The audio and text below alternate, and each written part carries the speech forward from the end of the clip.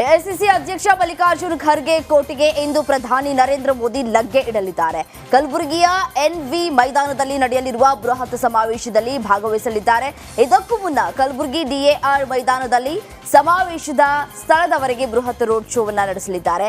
ವೇದಿಕೆಯಲ್ಲಿ ಕೆಲವು ಗಣ್ಯರಿಗೆ ಮಾತ್ರ ಅವಕಾಶವನ್ನು ನೀಡಲಾಗಿದೆ. ಮಾಜಿ ಸಿಎಂ ಯಡಿಯೂರಪ್ಪ, ಬಿಜೆಪಿ ರಾಜ್ಯಾಧ್ಯಕ್ಷ ಬಿವೈ ವಿಜಯೇಂದ್ರ, ವಿಪಕ್ಷ ನಾಯಕ ಆರ್ ಅಶೋಕ್ ಸೇರಿದಂತೆ ಹಲವು ನಾಯಕರು ಭಾಗಿಯಾಗಲಿದ್ದಾರೆ. ಲೋಕಸಭಾ ಚುನಾವಣೆಗೆ ದಿನಾಂಕ ಘೋಷಣೆಗೂ ಮುನ್ನವೇ ಪ್ರಧಾನಿ ಮೋದಿ ದೇಶದ ಜನರನ್ನ ಉದ್ದೇಶಿಸಿ ಪತ್ರವನ್ನ ಬರೆದಿದ್ದಾರೆ. ನನ್ನ ಪ್ರೀತಿಯ ಕುಟುಂಬ ಸದಸ್ಯರೇ ಎಂದು ದೇಶದ 140 ಕೋಟಿ ಜನರನ್ನ ಸಂಬೋಧಿಸಿದ್ದಾರೆ. ಕಳೆದ 10 ವರ್ಷಗಳ ಅವಧಿಯಲ್ಲಿ ಕೇಂದ್ರ ಸರ್ಕಾರದ ಯೋಜನೆಗಳು, ಸಾಧನೆಗಳು, ಜನರ ಸಹಕಾರವನ್ನ ಪತ್ರದಲ್ಲಿ ಮೋದಿ ಉಲ್ಲೇಖಿಸಿದ್ದಾರೆ. ಇನ್ನು ಸರ್ಕಾರ ತೆಗೆದುಕೊಂಡ ದಿಟ್ಟ ನಿರ್ಧಾರಗಳ ಬಗ್ಗೆಯೂ ಪ್ರಸ್ತಾಪಿಸಿದ್ದಾರೆ. ಕೊನೆಯಲ್ಲಿ ದೇಶ ಉಜ್ವಲ ಭವಿಷ್ಯ ಕಾಣಲಿ ಅಂತ ಹಾರೈಸಿದ್ದಾರೆ. ಮಾಜಿ ಸಚಿವ ಕೆಎಸ್ ಈಶ್ವರಪ್ಪ ಪುತ್ರ ಕಾಂತೇಶ್ಗೆ ಹಾವೇರಿ ಲೋಕಸಭಾ ಕ್ಷೇತ್ರದ ಟಿಕೆಟ್ ತಪ್ಪಿರುವುದು ಬೆಂಬಲಿಗರನ್ನ ರೊಚ್ಚಿಗೆಬ್ಬಿಸಿದೆ. ಇತ್ತ ಹಾವೇರಿ ಜಿಲ್ಲಾ ಬಿಜೆಪಿಯಲ್ಲಿ ಬಣ ಬಡಿದಾಟ ಜೋರಾಗಿದೆ. ಹಾವೇರಿಯಿಂದ ಬೊಮ್ಮಾಯಿ ಹೊರಡ್ತಾ ಇದ್ದಂತೆ ಕೆಲ ಕಾರ್ಯಕರ್ತರು ಹೈಡ್ರಾಮಾ ಮಾಡಿದ್ರು. ಜಿಲ್ಲಾಧ್ಯಕ್ಷ ಅರುಣ್ ಕುಮಾರ್ ಪೂಜಾರ್ ಅವರನ್ನ ಎಳೆದಾಡಿ ಗಲಾಟೆ ನಡೆಸಿದ್ರು.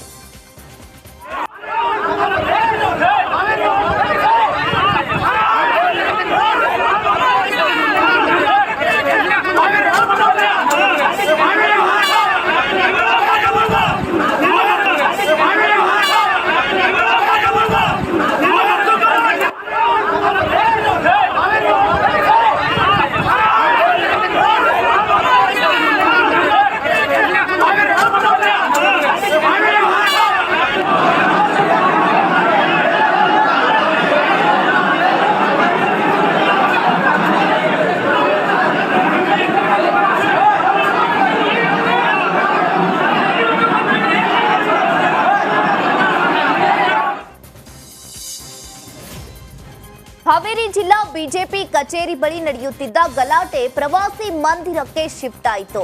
ಅಲ್ಲಿಯೂ ಕೂಡ ಕೆಲ ಕಾರ್ಯಕರ್ತರು ಹೈಡ್ರಾಮಾವನ್ನ ನಡೆಸಿದ್ರು. ಹಾವೇರಿಯಿಂದ ಮಾಜಿ ಸಿಎಂ ಬಸವರಾಜ ಬೊಮ್ಮಾಯಿ ಹೊರಡ್ತಾ ಇದ್ದಂತೆ ಜಿಲ್ಲಾಧ್ಯಕ್ಷ ಅರುಣ್ ಕುಮಾರ್ ಪೂಜಾರ್ ಬೆಂಬಲಿಗರು ಗಲಾಟೆಯನ್ನ ನಡೆಸಿದ್ರು. ಪೂಜಾರ್ ಅವರನ್ನ ಎಳೆದಾಡಿದವರಿಗೆ ಅವಾಚ್ಯ ಪದಗಳಿಂದ ನಿಂದಿಸಿದ್ರು. ಹಾವೇರಿ ಕಾರ್ಯಕರ್ತರು ಹಾಗೂ ರಾಣೆಬೆನ್ನೂರು ಕಾರ್ಯಕರ್ತರ ನಡುವೆ ಮಾತಿನ ಚಕಮಕಿ ನಡೆಯಿತು.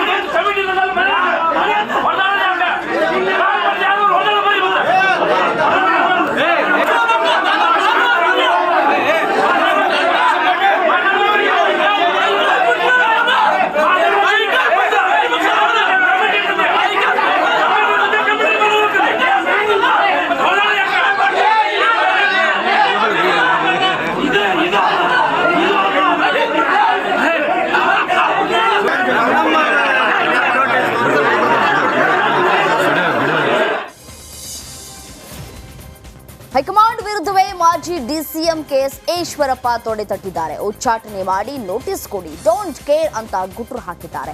ಹೈಕಮಾಂಡ್ಗೂ ಜಗ್ಗಲ್ಲ ಬಗ್ಗಲ್ಲ ಅನ್ನೋ ಸಂದೇಶವನ್ನ ರವಾನಿಸಿದ್ದಾರೆ. ಪುತ್ರನಿಗೆ ಟಿಕೆಟ್ ತಪ್ತಾ ಇದ್ದಂತೆ ಈಶ್ವರಪ್ಪ ಬಂಡಾಯದ ಬಾವುಟವನ್ನ ಹಾರಿಸಿದ್ದಾರೆ. ಹಾವೇರಿಯಲ್ಲಿ ಪುತ್ರ ಕಾಂತೇಶ್ಗೆ ಟಿಕೆಟ್ ನೀಡುವಂತೆ ಬೇಡಿಕೆ ಇಟ್ಟಿರುವಂತಹ ಈಶ್ವರಪ್ಪ ರಿಪಬ್ಲಿಕ್ ಕನ್ನಡಗೆ ಎಕ್ಸ್ಕ್ಲೂಸಿವ್ ಆಗಿ ಹೇಳಿಕೆ ಕೊಟ್ಟಿದ್ದಾರೆ. ನನಗಿದಷ್ಟು ಗೊತ್ತು. 40 ವರ್ಷದಿಂದ ಈ ಪಕ್ಷದಲ್ಲಿ ಕೆಲಸ ಮಾಡಿದ್ದೀನಿ, ಪಕ್ಷದ ಸಂಘಟನೆ ಮಾಡಿದ್ದೀನಿ, 3 ಸರಿ ಅಧ್ಯಕ್ಷ ಆಗಿದ್ದೀನಿ. ಈ ಪಕ್ಷದಲ್ಲಿ ನಾನು ನಿಂತಹ ಸಂದರ್ಭದಲ್ಲಿ ನೋಟಿಸ್ ಕೊಟ್ಟರೆ ಕೊಡಲಿ, ಪಕ್ಷದ ಡಿಸ್ಮಿಸ್ ಬೇಕಾದ್ರೆ ಮಾಡಲಿ, ಆದರೆ ಚುನಾವಣೆ ಗೆಲ್ತೀನಿ, ಗೆದ್ದ ನಂತರ ಅದೇ ನರೇಂದ್ರ ಮೋದಿ, ಅದೇ BJP, ವ್ಯತ್ಯಾಸ ಆಗೋಕ್ಕೆ ಸಾಧ್ಯ ಇಲ್ಲ. ನನಗಿದಷ್ಟು ಗೊತ್ತು. 40 ವರ್ಷದಿಂದ ಈ ಪಕ್ಷದಲ್ಲಿ ಕೆಲಸ ಮಾಡಿದ್ದೀನಿ, ಪಕ್ಷದ ಸಂಘಟನೆ ಮಾಡಿದ್ದೀನಿ, 3 ಸರಿ ಅಧ್ಯಕ್ಷ ಆಗಿದ್ದೀನಿ.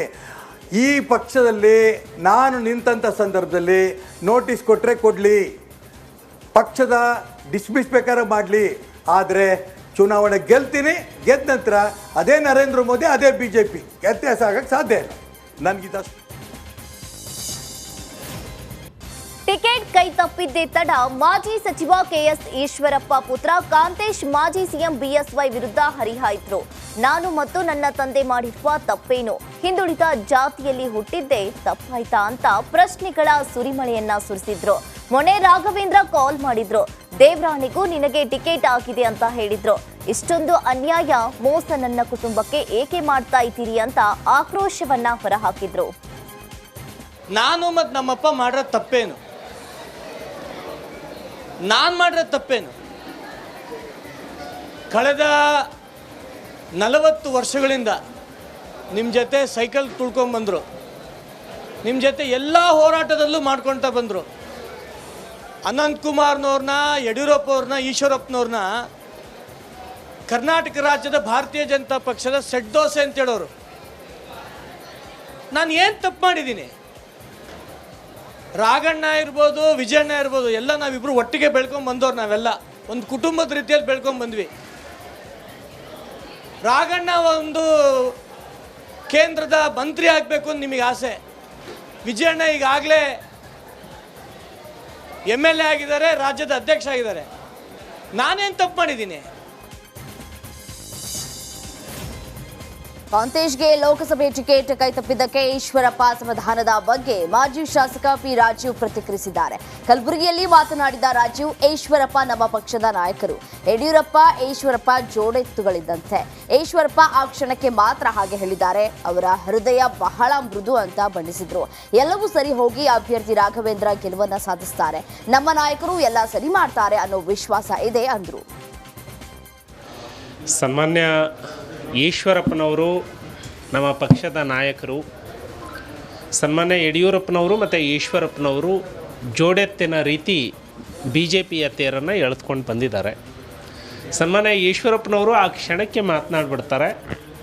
ಆದರೆ ಹೃದಯ ಬಹಳ ಮೃದುವಾಗಿರುವಂಥದ್ದು. ಹಾಗಾಗಿ ಅವರು ಎಲ್ಲವೂ ಕೂಡ ಸರಿ ಹೋಗುತ್ತೆ. ಶಿವಮೊಗ್ಗ ಲೋಕಸಭೆಯಲ್ಲಿ BJPಯ ಅಭ್ಯರ್ಥಿ BY ರಾಘವೇಂದ್ರ ಅವರು ಗೆಲುವನ್ನು ಸಾಧಿಸ್ತಾರೆ. ಶಿವಮೊಗ್ಗದಿಂದ ಈಶ್ವರಪ್ಪ ಪಕ್ಷೇತರರಾಗಿ ಕಣಕ್ಕಿಳಿಯುವ ಬಗ್ಗೆ ಕೇಂದ್ರ ಸಚಿವ ಭಗವಂತ್ ಖೂಬಾ ಪ್ರತಿಕ್ರಿಯಿಸಿದ್ರು. ಕಲಬುರಗಿಯಲ್ಲಿ ಮಾತನಾಡಿದ ಅವರು, ಎಲ್ಲವೂ ಸರಿ ಹೋಗುತ್ತೆ, ನಮ್ಮ ನಾಯಕರಿಗೆ ಸಾಮರ್ಥ್ಯ ಇದೆ, ಸರಿ ಮಾಡ್ತಾರೆ ಅಂತ ವಿಶ್ವಾಸವನ್ನ ವ್ಯಕ್ತಪಡಿಸಿದ್ರು. ಅವರ ಸ್ವಭಾವದಲ್ಲಿ ಪಕ್ಷ ವಿರೋಧ ಮಾಡುವ ಸ್ವಭಾವವಿಲ್ಲ. 2 ಬಾರಿ ರಾಜ್ಯಾಧ್ಯಕ್ಷರಾಗಿ ಪಕ್ಷವನ್ನ ಸಂಘಟಿಸಿದ್ದಾರೆ. ಅವರ ಬಂಡಾಯ ಶಮನ ಆಗುತ್ತೆ ಅಂತ ಹೇಳಿದ್ರು. ಎಲ್ಲವೂ ಸರಿ ಹೋಗ್ತದೆ, ಎಲ್ಲವೂ ಸರಿ ಹೋಗ್ತದೆ.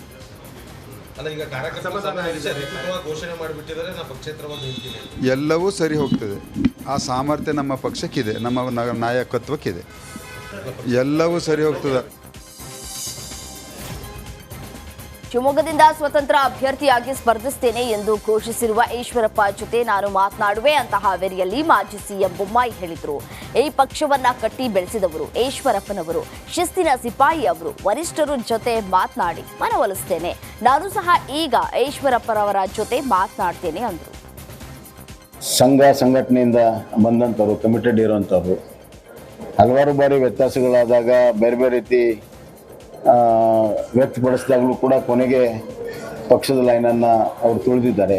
ಉದಾಹರಣೆಗೆ ಕಳೆದ ಬಾರಿ MLA ಸೀಟ್ ಕೊಡಂಗಿಲ್ಲ ಅಂದಾಗಲೂ ಕೂಡ ಕೇವಲ ಒಂದು ಗಂಟೆಯಲ್ಲಿ ಅವರು ಪತ್ರ ಕಳಿಸಿ ಅದಕ್ಕೆ ಒಪ್ಪಿಗೆ ಸೂಚಿಸಿದ ಅಂತಹ ಒಂದು ಶಿಸ್ತಿನ ಇವರು.